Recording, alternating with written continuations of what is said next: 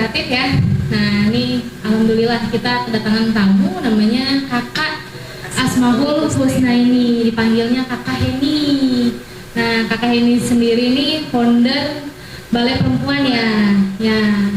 Nah Balai Perempuan, nah, saya pengen tanya nih, Balai Perempuan ini sejak kapan kok bisa ada ide buat Balai Perempuan?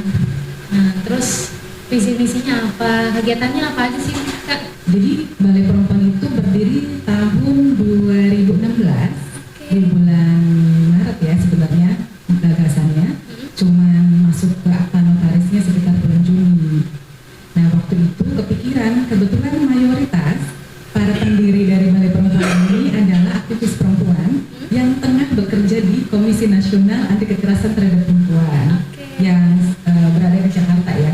Jadi memang dari situ, nah dilalahnya salah satu peran dari Komnas Perempuan itu adalah ada unit pengaduan dan rujukan. Dari situ banyak sekali kasus-kasus kekerasan terhadap perempuan hadir di situ, muncul di situ. Tapi lembaga layanan yang perempuan, lembaga layanan perempuan minim di Bekasi. Akhirnya kami hadir di situ, terpikirkan gimana kalau kita bikin sebuah lembaga perempuan. Akhirnya kami berpikir, oke, kita bikin. Jadi selain 4 kawan dari Komnas Perempuan waktu itu, juga ada kawan lain yang sebelumnya sudah aktif di gerakan perempuan juga. Ada kawan dari pengacara juga, gitu ya, backgroundnya. Kemudian dari psikolog juga ada, lalu juga ada dari pekerja sosial. Ya, jadi memang beragam dan termasuk juga ibu rumah tangga, gitu. Tapi memang yang sekarang aktif ya sampai sekarang itu sekitar 4 orang. Kami juga punya volunteer. Kami merekrut kawan-kawan volunteer itu dari beberapa background juga. Itu mereka yang lulusan dari sarjana hukum, psikolog juga ada, gitu, dari komunikasi juga dan lain-lain. Nah untuk visi misi yang Balai Perempuan sendiri adalah untuk mengeliminasi kasus kekerasan terhadap perempuan. Sehingga turunan programnya adalah 1 soal pendidikan, kemudian tentang pendampingan korban dan tentang advokasi. Jadi kalau misalnya kita hanya terus melakukan pendampingan tanpa melakukan advokasi atau perubahan sebuah kebijakan di wilayah Bekasi itu agak susah, gitu. Kemudian juga pendidikan, karena kan pastinya pendidikan itu bisa membangun aspirasi, menerima aspirasi dari masyarakat Bekasi agar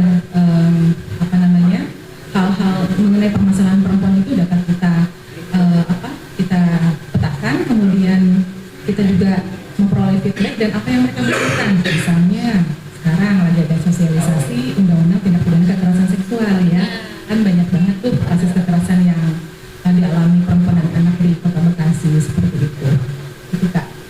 Tapi dari sekian banyaknya kasus ya, kan saya sering lihat tuh kadang perempuan itu ada yang takut malah justru untuk melaporkan kan, karena dia takutnya karena ada ancaman dan sebagainya. Nah itu pernah nggak sih ngasih penyuluhan gitu kan di berbagai kecamatan atau buat dia tuh berani gitu loh untuk bersuara kayak gitu? Ya, tadi kalian menanyakan tentang bagaimana sih memberikan penyadaran ya, terutama kawan-kawan korban yang mengalami trauma-trauma ya kan. Ya, jadi kita melakukan beberapa pertemuan-pertemuan kepada para survivor. Survivor itu jadi korban yang sudah berdaya gitu, atau korban yang masih berproses dalam jalur hukum gitu. Jadi kami semacam ada sesi kelompok, diskusi kelompok saling menguatkan gitu, kayak peer group ya kayak gitu ya. Terus itu konteksnya adalah korban kan. Nah untuk konteks di luar korban artinya para remaja atau pemuda yang memiliki potensi ya mengalami kekerasan, kami juga memang melebarkan sayap kemitraan juga dengan misalnya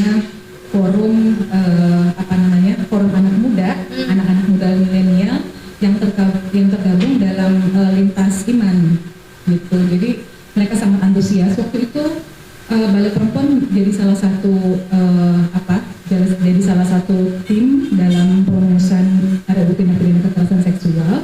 Jadi waktu yang tepat waktu itu untuk menyampaikan sosialisasi pada kawan-kawan, prosesnya seperti apa, materi muatannya seperti apa dalam RUU itu. Jadi ternyata menurut mereka kegiatan itu sangat bermanfaat dan memberikan semacam pengetahuan buat mereka kalau ada potensi mengalami kekerasan seksual, dia harus mengatakan tidak gitu ya.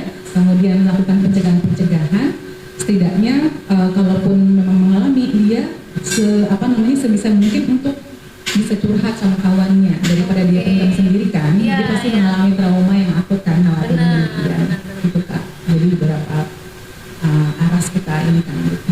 Tapi Kak, kalau misalnya dari korbannya nih, kan misalnya sudah ada nih kekerasan seksualnya ya, nah itu kan pasti ada dong yang nanganin untuk trauma-traumanya kan. Karena kan penyembuhan traumanya itu kan lumayan cukup lama lah. Karena kan untuk kembali ke rasa trauma tuh kayaknya susah gitu loh buat kita hilangin kan. Benar. Nah itu berbahaya nggak sih kalau misalnya untuk dia menghilangkan rasa traumanya itu? Ada biayanya nggak sih? Ya, soal biaya Kak ya. Yang pertama dulu, bagaimana agar trauma ini bisa hilang ya Kak? Ya. Nah, sebelum proses ini berjalan, kita kan pasti akan asesmen dulu ya dengan korban. Bagaimana Kak kalau misalnya kasusnya ini dibawa ke ranah hukum atau non-hukum? Kemudian dampak-dampaknya apa saja? Kemudian jika Kakak mengalami stigma ataupun trauma tadi, kita akan hadirkan konseling gitu. Jadi ada konseling hukum yang Balai Perempuan menyediakan layanan itu, konseling hukum dan konseling psikolog. Nah, karena memang SDM kami yang sangat terbatas, kami juga bermitra juga dengan kawan-kawan lain. Misalnya untuk kasus kekerasan yang kemarin, kami berkolaborasi dengan Lembaga Perlindungan Saksi dan Korban. Ya, jadi itu juga lembaga negara kan ya. Secara anggaran mereka juga udah eksis, kemudian mereka juga menyiapkan perangkat seperti konseling hukum, termasuk pendamping hukum dan konseling psikolog juga ada gitu. Jadi kami engage gitu ya sama mereka. Jadi memang tergantung kasusnya. Ada juga pernah kami berkolaborasi juga dengan kelompok psikolog yang ada di Bekasi. Juga ada kan. Jadi kita manfaatkan segala lini dengan keterbatasan yang ada gitu, resort yang terbatas ini gitu Kak. Nah yang tadi soal anggaran ya Kak, kalau Balai Perempuan itu kan memang kayak NGO atau kayak LSM. Jadi secara anggaran kami memperoleh anggaran misalnya dari Forum Pengadil Layanan. Ya, jadi Forum Pengadil Layanan ini adalah forum yang terdiri dari anggota-anggota lembaga layanan yang berada di seluruh provinsi seluruh Indonesia, di 34 provinsi, salah satunya Bali yang ada di Bekasi ini Kak. Jadi ada juga kayak semacam mereka sharing post gitu, sama-sama untuk mensupport lembaga layanan yang membutuhkan untuk dan operasionalnya gitu. Nah, kami juga untuk saat ini kami mendapatkan dukungan anggaran juga dari kawan puan, juga pernah dari Afgan ya kalau nggak salah itu, sampai kemarin masa pandemi sehingga kami berpikir inisiatif apa sih biar kawan-kawan survivor ini biar tetap bisa eksis ya, apalagi soal pemberdayaan ekonomi kan. Nah akhirnya untungnya kawan-kawan punya jaringan yang cukup kuat gitu, kawan-kawan pengurus balai ini. Jadi mungkin kalau lihat dari usia berdirinya nggak seberapa ya Kak, tapi latar belakang kami insya Allah sih ya bisa memiliki amanah untuk menjalankan perlindungan bagi perempuan, terutama di wilayah Kota Bekasi dan Kabupaten Bekasi kayak gitu. Itu sih Kak, jadi intinya untuk layanan konseling dan pendampingan hukum kami gratis. Alhamdulillah ya. Jadi untuk perempuan-perempuan yang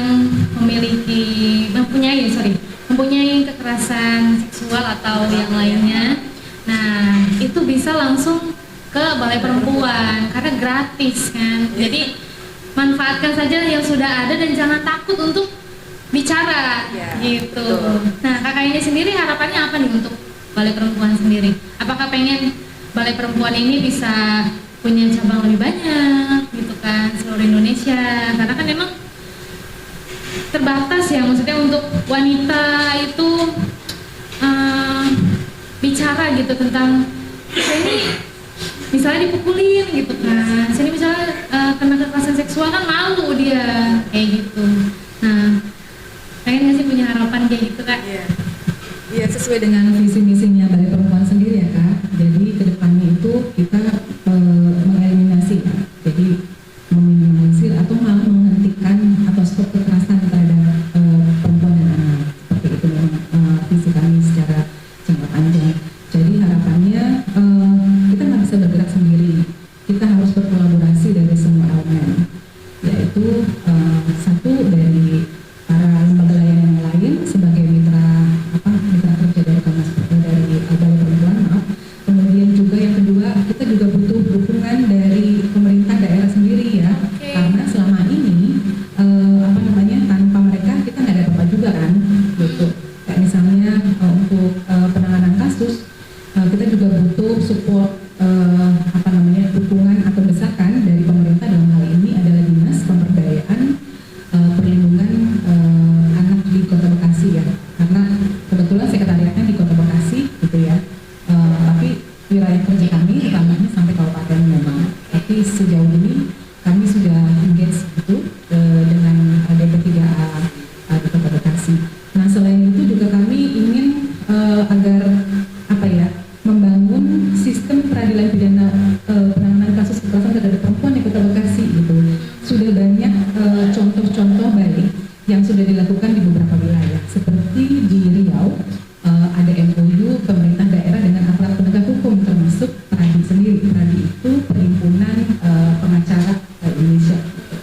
Nah memang pertamanya di tingkat pusat yaitu aparat penegak hukum, Mahkamah Agung, Kepolisian Republik Indonesia, kemudian Kejaksaan Republik Indonesia, kemudian KPPA, Kementerian Pemberdayaan Perempuan dan Perlindungan Anak Indonesia, Komnas Perempuan, dan PERADI itu di tingkat nasional. Nah, diuji cobakan di beberapa wilayah yang tadi saya bilang ada di Jawa Tengah, kemudian di Riau, kemudian satu lagi di Palangkaraya, Kalimantan Tengah ya. Nah itu juga.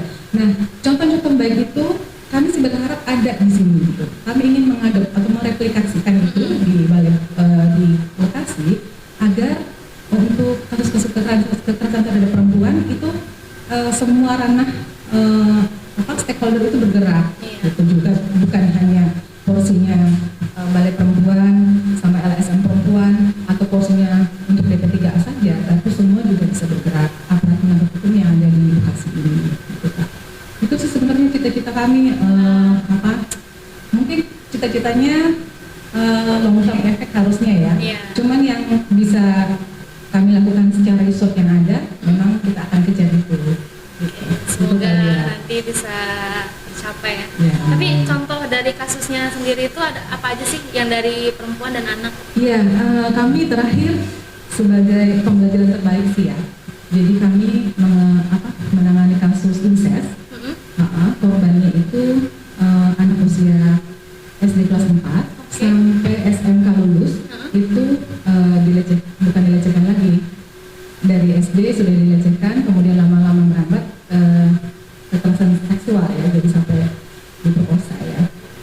Itu sama ayahnya sendiri. Nah, ini anak, ini korban ini belum mau untuk bersuara. Dia endap terus, akhirnya ketika dia sharing di media sosial, nah ini fungsi media sosial juga ada dampak positifnya juga ya Kak. Jadi ketemu teman, kemudian teman inilah yang akhirnya membantu dia untuk melaporkan kasusnya ke Balai Perempuan. Kami proses pendampingan memang Kak, kelihatannya tuh korban biasa aja karena sudah sekian tahun trauma itu dia pendam.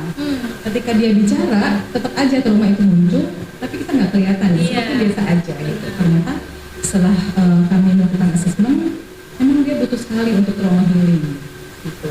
Trauma healing agar kan ayahnya ini selalu meminta hubungan seksual dengan anaknya, jadi semacam ada edik ya, ada kecanduan juga akhirnya gitu. Dan itu kan berbahaya untuk masa depannya.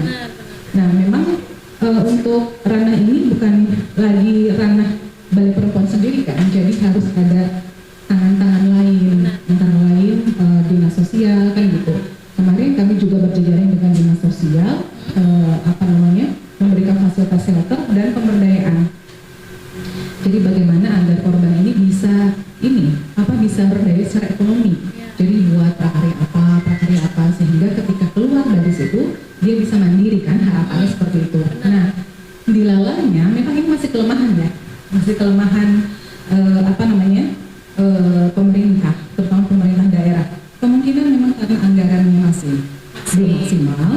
Kemudian ini yang menjadi hambatan juga ketika korbannya ini pulang ke daerahnya, ini kan ayahnya sudah ditahan, sudah dipenjara.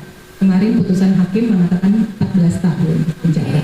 Jadi itu sebuah keberhasilan juga. Kemarin kami berjejaring dengan kawan-kawan NGO di Padang karena rumahnya asli di Padang, korbannya asli di Padang.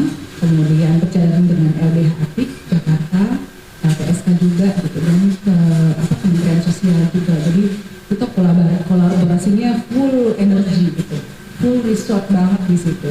Dan alhamdulillah sih kemarin kita tuh bekerja kayak kayak underground, jadi enggak kita akses ke media. Mungkin nanti kawan-kawan media di sini bisa engage juga. Cuma memang kita punya kode etik. Korban itu tidak bisa untuk maksud saya gini, kode etik untuk korban kekerasan seksual itu tidak bisa aplikasikan secara full ya, namanya, kerahasiaan korban itu harus dijaga. Benar. Termasuk alamat juga nggak boleh. Iya. Gitu. Nah ini kadang-kadang kita juga mikir, karena kerentanan itu, kekhawatiran itu, akhirnya kita udahlah keep silent dulu deh. Gitu. Sambil kita menjaga jejaring dengan pemerintah daerah agar hubungan kita smooth, agar capaian tadi yang ingin membangun replikasi SPPT ke KKTP itu bisa terlaksana, Kak. Gitu. Itu sih. Oke. Baik, ada yang mau ditanyakan? Boleh. Untuk ranah politik. Langsung aja. Iya, langsung aja.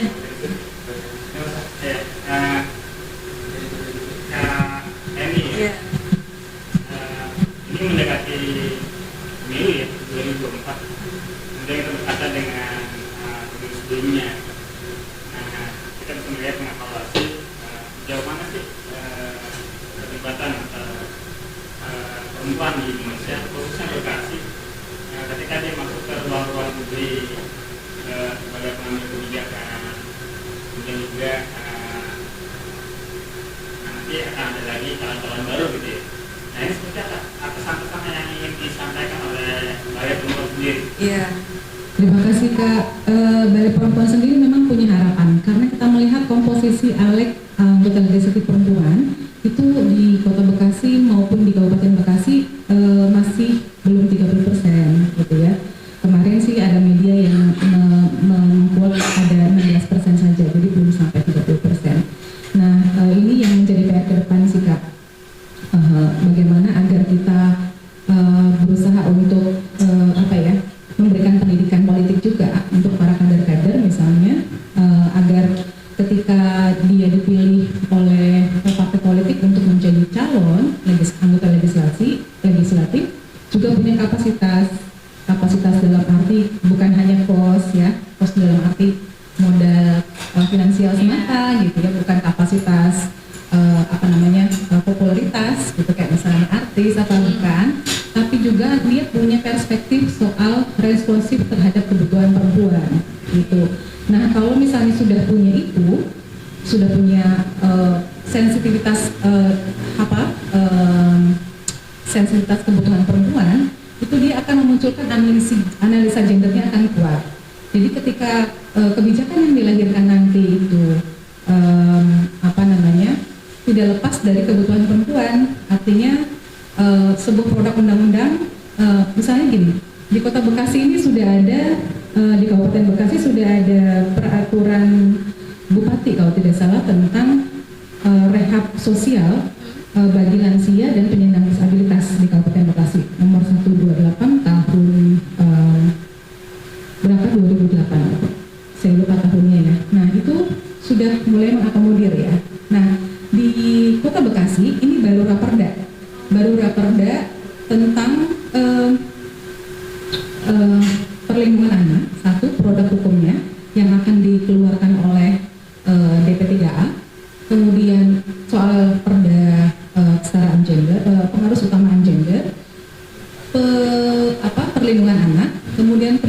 dan pemberdayaan perempuan. Nah, ini sebenarnya sudah mulai ya kelihatan bagaimana mengakomodir kebutuhan perempuan, terutama untuk Kota Bekasi di dalam sebuah kebijakan. Nah, itu kita berharap sih ke depan para calon-calon alat sendiri bukan hanya mengejar kuantitas kuota 30% gitu, tapi juga kalau bahasa aktivisnya tuh gini, jangan hanya tubuh perempuannya saja yang harus disodorkan misalnya 30% gitu, tapi perspektifnya juga gitu. Jadi perspektifnya ada, kemudian kapasitas lain juga termasuk kekuatan infrastruktur, dia bisa berjejaring, dia punya sinergi yang kuat gitu dengan basis masanya gitu. Nah, ini juga penting gitu kan untuk ke depan. Itu sih. Nah, suara perempuan kan paling besar dibanding laki-laki ya. Ya, betul Kak. Dalam nanti kebijakan di jelek ya, 2024 seperti apa nih harapannya yang harus diketahui para perempuan? Iya, gini, di Kota Bekasi kan cukup banyak persoalan ya Kak.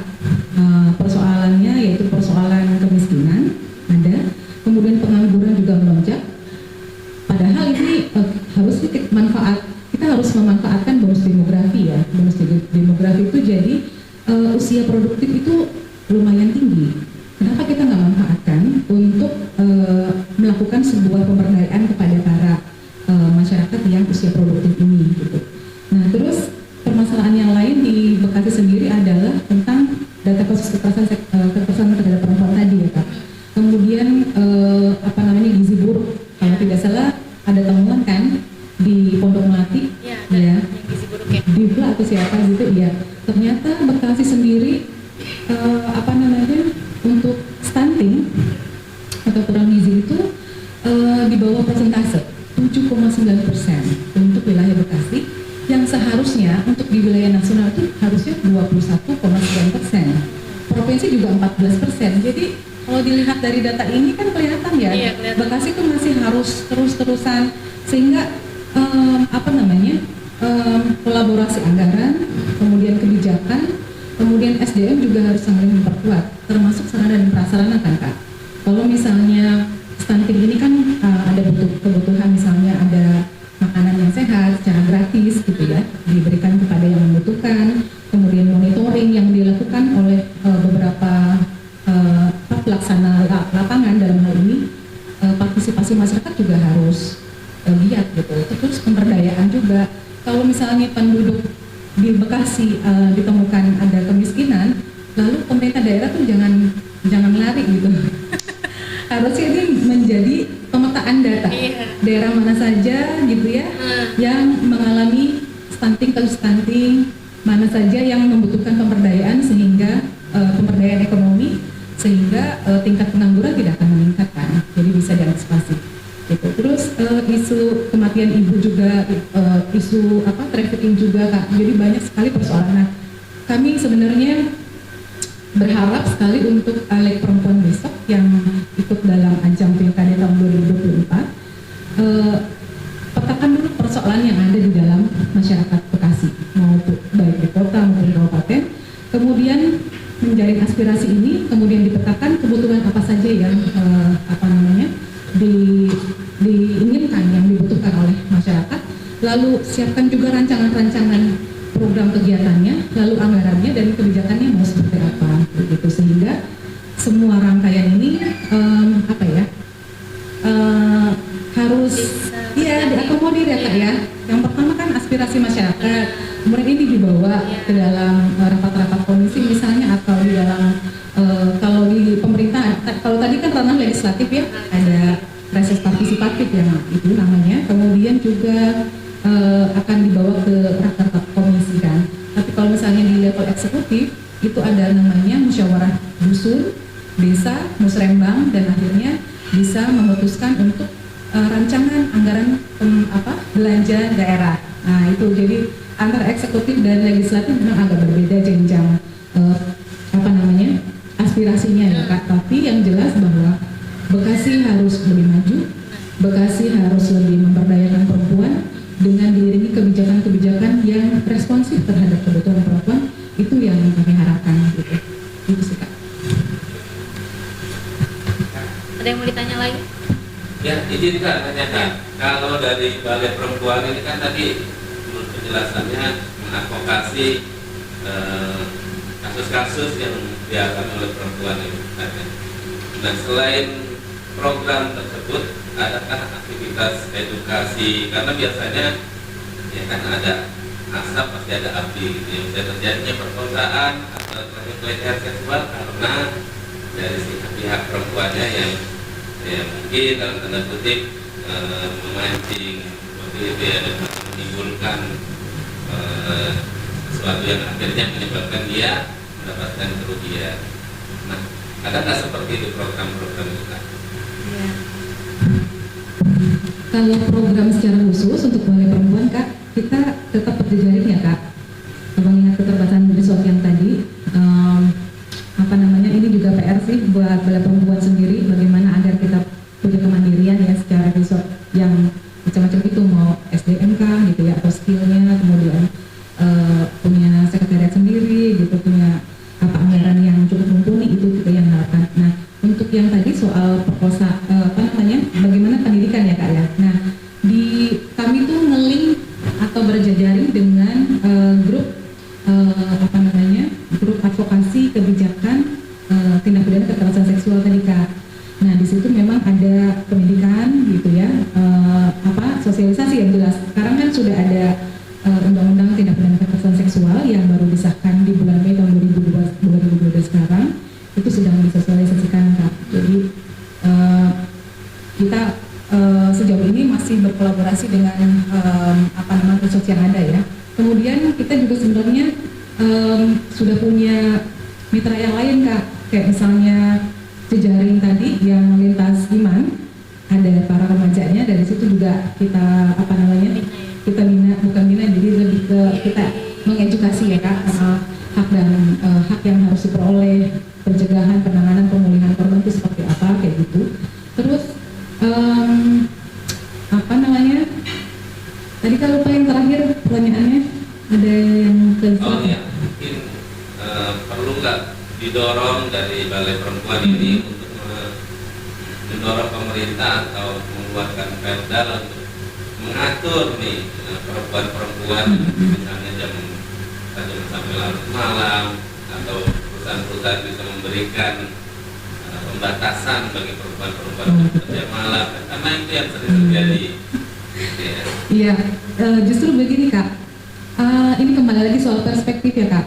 Kalau kita memang tujuannya adalah membangun ingin ada sebuah perubahan di Bekasi sendiri, iya gitu.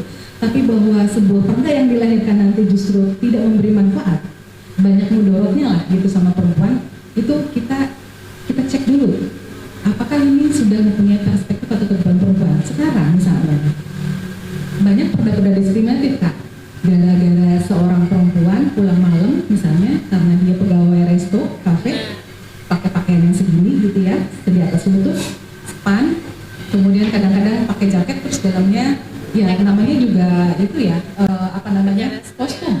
kostum yang di kafe kan mungkin agak berbeda dengan misalnya pegawai-pegawai kantoran pastinya ya, karena setidaknya ya semua itu punya tantangan sendiri kan Kak, gitu. Jadi, nah kalau perempuan kemudian tiba-tiba ada perda pembatasan tidak boleh pakai pakaian ketat misalnya, padahal itu bukan menjadi legitimasi perempuan untuk gue nggak mau diperkosa, gue mau pakai begini gitu. Terus otakmu aja gitu misalnya ya, maksudnya pemikiranmu aja yang sebenarnya melihat perempuan itu sebagai objek seksualitas yang memunculkan hasrat seksual gitu. Jadi Balai Perempuan sendiri jelas-jelas akan menolak perda itu pastinya ya. Karena gini, tren perempuan menjadi pekerja sampai saat ini itu tidak bisa kita deny, tetap ada. Iya, tetap ada kan Kak? Ya. Karena sekarang kemiskinan sudah di mana-mana. Nah, apalagi kan SPG sekarang yang hasilnya lebih. Betul. Dan Kak yang jelas, laki-laki akan memperkosa itu siapa saja. Termasuk misalnya kasus pekerja migran yang di luar negeri, itu kan banyak ya pakai pakaiannya syar'i, saja oleh majikannya, dan banyak sekali Kak. Itu kebetulan saya juga dulu sebagai pendamping korban pekerja migran yang mengalami itu. Jadi sampai dia 3 kali diperkosa, sampai majelis anak bilang, kok mau sih diperkosa 3 kali? Bukannya kamu mau sama mau. Nah, perspektif itu yang belum terbangun oleh aparat penegak hukum, apalagi di Arab Saudi ya, yang hukumnya itu benar-benar yang bisa juga kita bilang belum akomodir, belum responsif terhadap perempuan gitu. Jadi ya salah aja gitu, selalu perempuan yang menjadi korban gitu. Jadi pemikiran-pemikiran inilah yang PR juga buat Bali dan kawan-kawan gerakan perempuan sih Kak sebenarnya gitu. Bagaimana menciptakan sebuah kebijakan yang responsif terhadap perempuan itu, bukan melakukan pembatasan, tidak mengarah kepada diskriminasi, karena yang jelas Indonesia sudah meratifikasi konvensi anti diskriminasi nomor 7 tahun 1984. Nah, inilah yang harus juga diimplementasikan, karena di levelan nasional, di levelan daerah juga kan harus manut, karena ini payung hukum, nggak bisa enggak gitu. Di dalam konstitusi Undang-Undang Dasar Negara Republik Indonesia tahun 1945 juga bilang. Kemudian ditambah lagi dengan di Undang-Undang HAM itu juga jelas-jelas mengakomodir bahwa semua warga negara mempunyai hak yang sama di mata hukum, kemudian memperoleh perlakuan yang tidak diskriminasi gitu ya Kak. Jadi seperti itu. Nah, sebenarnya banyak PR kebijakan-kebijakan diskriminatif. Jadi ke depan tadi yang Kak Denis tadi tanya juga, tadi kan kebijakan yang seperti apa ya, itu tadi kebijakan yang tidak diskriminatif Kak. Terima kasih sudah diingatkan tadi. Kemudian kebijakan yang nanti dilahirkan oleh ALE ke depan adalah kebijakan yang memiliki responsif terhadap kebutuhan perempuan.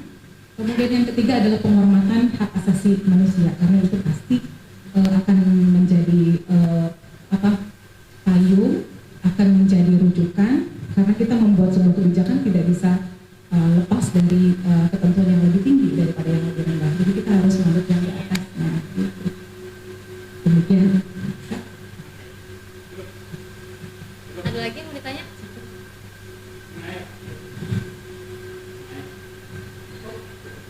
Satu lagi Kak, untuk 2024 ya, kalau boleh saya memberikan masukan juga, bonus demografi itu kan kita harus manfaatkan betul. Kemudian sekarang adalah sudah teknologinya sangat canggih. Kemudian zamannya juga sudah zaman 4.0. Nah, pengalaman Barack Obama ketika dia mencalonkan diri menjadi presiden itu kan menggunakan media massa sebagai alat untuk kampanye dia. Nah, gimana caranya agar kebetulan karena tadi di bonus demografi adalah banyak masyarakat atau pemuda usia produktif yang kita bisa manfaatkan. Karena pandemi yang cukup lama, sehingga kemarin dalam rapat paripurna tanggal 29 September 2022 kemarin sekali, mengatakan Sri Mulyani bilang krisis inflasi akan terjadi, krisis global, resesi dan krisis global akan terjadi kembali di 2023, sehingga program-program apa saja yang program pemerintah yang harusnya memberikan pemberdayaan kreativitas pemuda itu yang harus dimunculkan, termasuk isu keadilan dan kesejahteraan seluruh rakyat Indonesia. Nah, itu yang jadi PR, ya kan? Jadi tidak mengentaskan kemiskinan itu dari berbagai lini lah ya. Jadi bukan hanya pemerintah juga, bukan hanya masyarakat juga, tapi termasuk ikutlah lembaga-lembaga perpolitikan itu ya, lembaga pemilu gitu, komisi pemilihan umum, kemudian Bawaslu ya, kemudian juga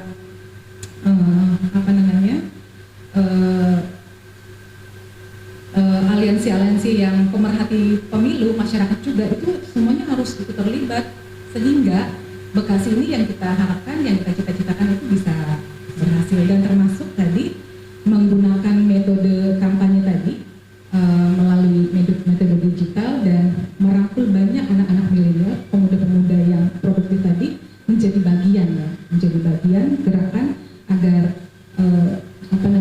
agar ke depan ALE perempuan terutama itu punya perspektif, punya kekuatan massa juga Denis bilang sebagai bagian dari pentahelik ya Mas ya. Nah itu, jadi itu apa namanya harus sama-sama digerakkan. Sehingga Bekasi tidak lagi apa namanya pasti harus meningkat kan Kak.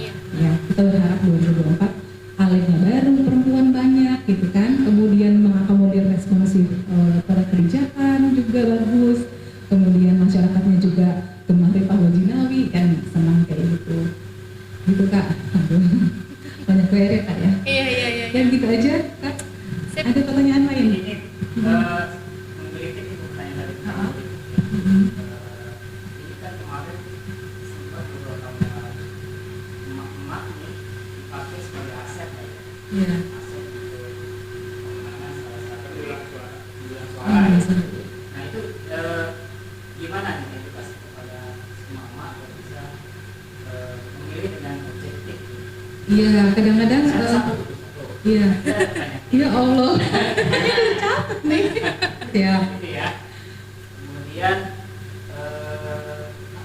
ini kan ini tiba-tiba ya kemana kira-kira jika ada kasus perempuan kemana harus mengadu balik perempuan kemana beberapa gimana sistem advokasinya seperti apa nah, yang terakhir tanggapan tentang acara ini. Nah, oke, satu dulu ya Kak. Kalau lupa saya ingetin ya. Soal emak-emak. Jadi kadang-kadang memang ini politisasi identitas larinya. Jadi karena emak-emak ini sebagai apa namanya modalitas untuk kampanyenya cukup ini juga ya masif ya.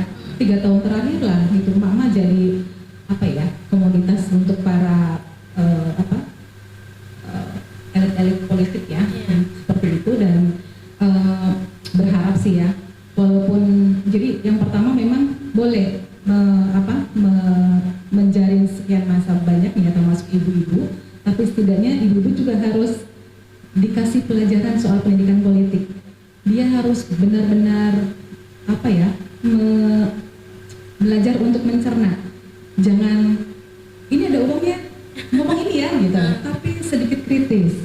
Nah proses kritis itu kan harus dibangun dan itu harus pelan-pelan. Nah tugas-tugas inilah yang harus dimainkan perannya, misalnya Balai Perempuan salah satunya, kemudian pemerintah juga pasti, karena itu kan tugas negara juga yang melakukan, termasuk partai politik juga Kak, kayak gitu, lembaga-lembaga lain kayak KPP Bawaslu juga punya peran untuk memberikan edukasi kritis agar mereka tidak terlalu ikut dalam arus ke sana. Kadang-kadang ikutan hari ini PDIP ya agendanya PDIP misalnya sini lagi ikut lagi partai politik yang lain gitu, maaf ya, jadi kayak kelatahan gitu tanpa mengkritisi sesuatu gitu atas tindakannya.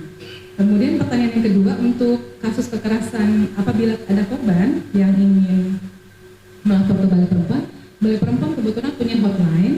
Ya, punya hotline, kemudian kami juga punya form pengaduan secara online, jadi bisa diakses. Syukur-syukur karena di Bekasi sendiri yang sepengetahuan kami sudah banyak korban yang punya gadget, tapi mungkin terbatas ya. Kemudian juga jaringan juga udah bagus, jadi menurut kami dengan form online itu bisa lah ya, bisa diakomodir lah untuk para korban. Kemudian setelah itu prosesnya akan kami cek apakah kasus ini kasus kekerasan berbasis gender atau bukan gitu. Misalnya kasus pencurian, korbannya perempuan, enggak gitu, enggak. Tapi kalau pencurian ternyata dilatar belakangi oleh persoalan-persoalan yang memarjinalkan perempuan, mengalami kekerasan kayak gitu, oke. Gitu. Jadi kita akan cek kronologi kasusnya, kemudian kita akan terima dan tidak terima tergantung dari analisis kasusnya. Gitu. Jadi enggak, yang jelas gratis ya Kak, yang tadi. Jadi memang kami juga selain bergerak di Balai Perempuan, kami juga kan butuh supporting untuk sendiri ya, agar sustain kayak gitu. Jadi tetaplah gitu ya. Kami juga butuh resource juga di tempat yang lain agar kami juga bisa sustain juga untuk agar cita-cita Balai itu terlaksana terus. Terus yang ketiga Kak tadi gimana? Oh iya, cara ini ya? Aduh, keren banget lah pokoknya ya. Aduh, susah untuk berkata-kata apalagi kali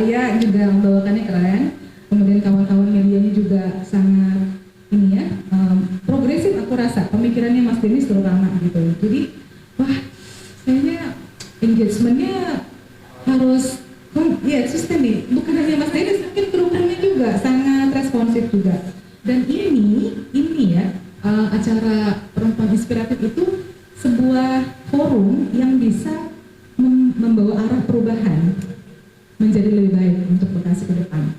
Jadi bukan hanya stop di sini, tapi ketika kita bicara, setelah itu kita next ngapain? Ada kelanjutannya. Ada kelanjutannya, jangan selesai di sini di kafe bawa ke pula gitu. Iya, benar. Ya sebenarnya kopinya enak banget. Tapi nggak gratis ya Pak. Maaf enggak. Nah terus selain itu kita kan memang ke arah kedepannya tadi diskusi juga sama Mas Dennis itu ternyata ini ada goals-nya. Nah goals-nya itu adalah untuk memberikan dukungan kepada calon-calon atlet perempuan ke depan agar disinilah forum untuk mengasah bagaimana dia ketemu sama publik kan ya, itu salah satu ya. Apa sih skill up, iya maksudnya ada kepercayaan diri gitu ya, itu kan butuh ranah-ranah itu, betul confidence. Jadi bukan hanya di sini tapi berkali-kali kan gitu ya. Jadi melatih bicara public speaking gitu ya maksud saya tuh, public speaking di sini. Dan terutama ide-ide ya, ide-ide itu yang harus dikeluarkan semua di sini. Dan saya rasa forum ini tuh kayak chandra di mukanya ya. Jadi kawan-kawan yang ada duduk di sini bukan hanya sebagai yang memiliki ide-ide kreatif, inspiratif, tapi juga membuat gerakan-gerakan. Jadi sehingga bukan sendirian, tapi justru menjadi gerakan yang global, gerakan yang massal, dan memberikan arah kebijakan publik yang keren gitu ya untuk Bekasi gitu. Ada saran nggak buat perempuan inspiratif dari dimensi mana aja? Iya, tadi kepikiran ya, kalau hanya calon anggota legislatif perempuan misalnya, itu kan boleh lah kalau saya, mohon maaf kalau saya salah, itu kayak kelas elit politik ya. Nah gimana kalau perempuan inspiratif ini juga mengangkat para ibu-ibu yang punya program-program UMKM, ya kan? Iya, karena kan 2022 sampai 2023 itu masih resesi kan, masih krisis ekonomi global itu masih terasa, sehingga ini yang harus dimunculkan. Nah, pasti banyak yang mendengar bagaimana inisiatif atau ide-ide apa sih untuk meningkatkan penghasilan keluarga gitu. Jadi kemandirian setiap unit keluarga juga ada gitu. Oh iya, besok bikin bakwan yang rasa strawberry kali ya gitu. Whatever ya, yang penting kan itu ada nilai jual dan tahu pemasarannya kemana gitu. Jadi bukan produk saja, tapi juga pemasaran, bagaimana juga packagingnya gitu. Jadi semua ada di sini lah gitu. Diharapkan begitu. Ya itu masih pemikiran yang pendek bagi saya, tapi itu cukup bisa dijangkau oleh masyarakat Bekasi gitu. Banyak ya di TikTok juga kan banyak makanan-makanan yang ternyata kok bisa ya dibikin makanan yang bisa dijual gitu, yang mendatangkan manfaat ekonomi. Kenapa enggak kita bikin yang sesuatu yang berbeda gitu. Itu sih Kak, baru yang kepikiran UMKM. Mungkin next juga bisa para survivor kekerasan seksual gitu. Karena kan sekarang undang-undang tindak pidana kekerasan seksual sudah disahkan. Kita pengen feedback balik, gimana sih rasanya agar korban yang dalam kasusnya itu menggunakan undang-undang tindak pidana kekerasan seksual, hambatannya apa aja, bolongnya di mana. Misalnya polisinya belum punya perspektif korban nih, ayo loh, polisinya siapa namanya misalnya, kemudian disurati, kemudian ini ada surat edaran dari Kapolri yang bilang bahwa ada juknisnya loh, Anda jangan begitu, Anda melanggar ini. Jadi yang hambatan-hambatan itu bisa diutarakan oleh kawan survivor sih gitu Pak. Itu ya. Terus kalau karena Balai Perempuan ini inspiratif muda lah, misalnya influencer juga mungkin ya Kak. Influencer dalam arti yang dia punya pemikiran responsif perempuannya yang kuat. Karena kan ini judulnya forum perempuan inspiratif. Jadi bagaimana apa namanya? Gimana caranya agar ketidakadilan gender di Bekasi ini bisa diminimalisir gitu dengan berbagai aras yang kita tuju gitu. Gitu Kak. Terakhir Bu, Ya. terakhir dari saya ada terakhir ya. Mangga. Siapa perempuan inspiratif bagi Ibu? Di Bekasi, yang baik personal, di Bekasi atau nasional? Iya di Bekasi. Kalau saya Pak Ridwan Kamil untuk yang Jawa Barat yang jelas. Kalau itu berarti pemerintah ya. Untuk yang Aleknya susah nih saya ngomongnya. Tapi kalau misalnya di pusat, karena memang intensitasnya terasa ya, Ibu Irma Caniago, dia dari fraksi Partai Nasdem. Saya salut dengan beliau. Kadang-kadang kalau bicara di rapat-rapat komisi itu apa namanya kritis gitu ya. Terus akhirnya feedback dari mitranya tuh, Bu melakukan ini, harus melakukan itu. Gitu. Jadi ada apa namanya umpan balik juga dari mitranya itu. Jadi ada efek apa? Ya efek aja, ada dampaknya buat kebetulan beliau di Komisi 9 itu ke ketenaga kerjaan. Gitu. Jadi kebetulan saya juga kan isu ketenaga kerjaan juga cukup lama. Jadi saya mengidolakan beliau. Itu Mas. Untuk yang Bekasi kasih bocoran tau? Iya nih, jangan-jangan kalian ya ke depan nih. Ya gitu aja Kak. Cukup ya. Tadi nama medsosnya apa ya? Ya. Biar bisa dicari. Ada IG atau Facebook? Iya. TikToknya ada nggak? Tik- Nah ya TikTok karena kan paling viral Iya, ya, ya, TikTok. viral TikTok ya. Iya kita punya Instagram, kita punya Facebook Kak. Itu sih untuk medsosnya. Iya. Namanya apa? Balai Perempuan. Iya. YouTube. YouTube nggak punya. Oh, Iya, masih ini ya, masih PR juga sih buat Masih kita. PR, ya. Nanti di antara kawan-kawan ini ada nih yang untuk support Balai Perempuan untuk yang konten-konten. pasti pasti.